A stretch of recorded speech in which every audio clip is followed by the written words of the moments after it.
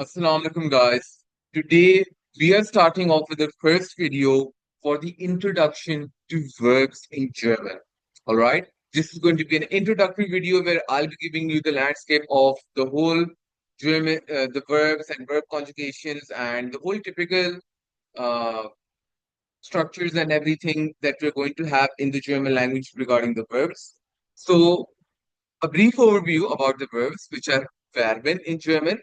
In the German language, we have mainly four type of verbs. Okay, four type of verbs. What are they? Regular verbs or regelmäßige Verben, irregular verbs, unregelmäßige Verben, trennbare Verben, separable verbs, and modal Verben. All right, so let's break them down one by one. Regular verbs, majority of the verbs are regular verbs. Standard conjugations, water conjugations, we'll be learning about them later on. Conjugations are actually a slight modification we do into each verb depending on the person pronoun used along with them. All right. We'll be going into depth and detail later on. In another video, no complications. They're the easiest. Examples are wohnen, which means to live, and machen, which means to do. Then we've got irregular verbs, slight difference in the conjugations, mainly in the do and LCS ones. Slight difference in conjugation in the, yeah, I mentioned before.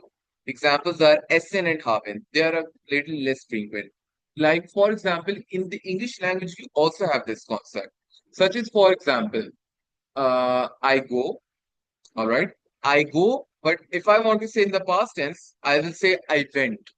All right, this doesn't really coincide exactly, but I'm giving you an example for the regular and irregular. Okay, I eat, but if I want to say the past tense, I will say I ate. All right, if I want to say I drink, I will say I drank.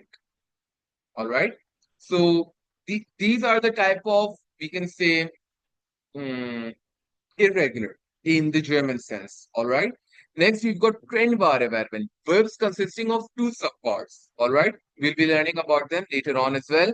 Modal Verben, six verbs that enhance sentences but cannot complete the meaning independently. You see, they have a different sentence structure and they are much better to use. They are always mark gainers for you in the German Goethe exam.